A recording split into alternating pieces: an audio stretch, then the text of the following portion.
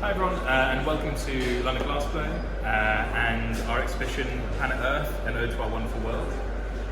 I'm just going to do a quick tour of the gallery and highlight some pieces and show you what's going on. So to start with, we have Peter Layton's Auroras. This is Peter's series where he's trying to recreate the Northern Lights with the colours and the ribbon. If you get a closer look, you can see all the Burano technique that he's applied over the top to kind of catch that motion of the Northern Lights, as well as the kind of layering of the colours, and the ribbon effect comes through. It's just, I think, stunning.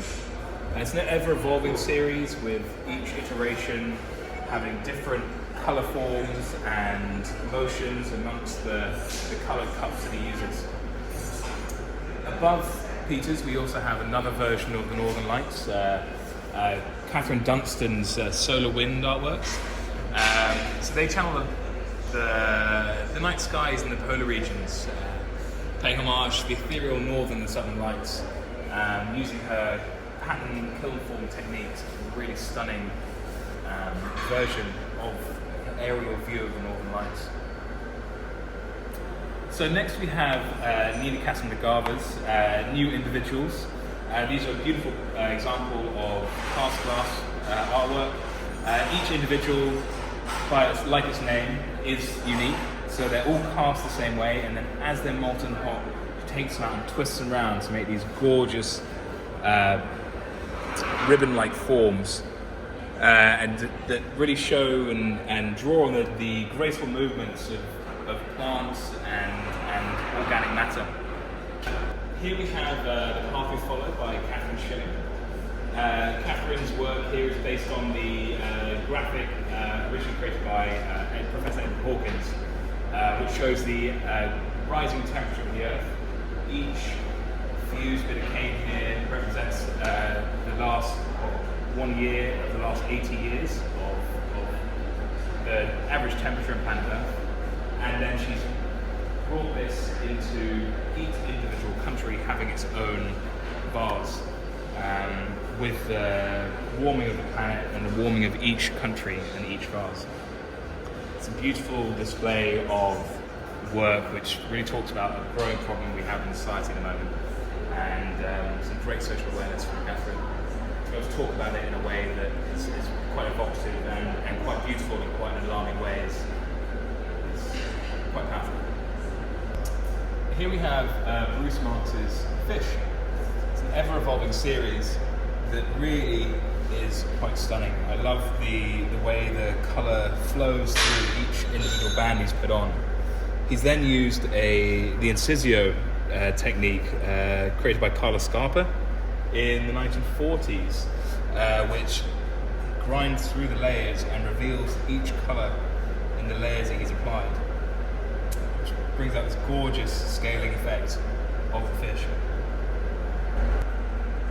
So this body of work by Monet Larsen explores the geometry of Earth's natural forms.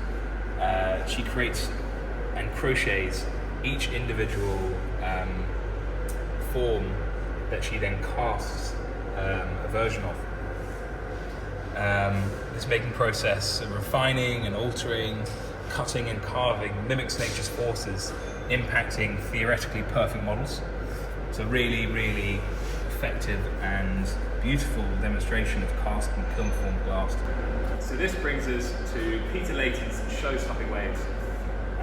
The original idea of the waves came from hockey-size wave painting, and originally captured the energy and emotion of a wave and the painting.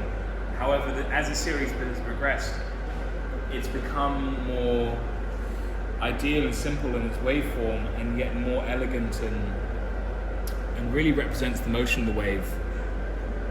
So here we have Stephen Foster's lovely rock pools, the intricacy of the Marini and the iridescent mother of pearl accents help you plunge into this beautiful little underwater world.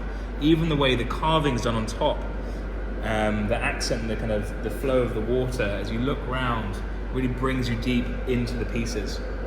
We have two lovely cast pieces from Colin Reed. Very spoiled to have these.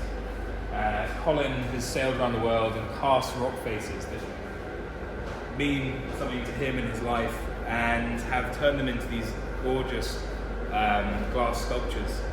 The wave through the piece, the veiling, and almost mirroring his journey around the world on the water and the rock faces he casts on his journeys.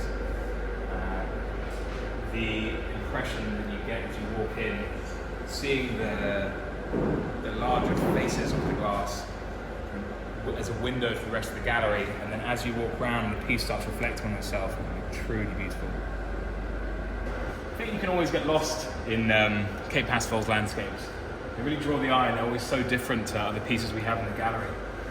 Her new works on the right there, that diptych, are a great example of her skill in showing the kind of beauty of the planet in her Arctic wildernesses. Almost like glacial rock forms falling into the water and creating that splash in the ocean. In its own way, it's similar to Catherine Schilling's work of global warming and the degradation of the planet.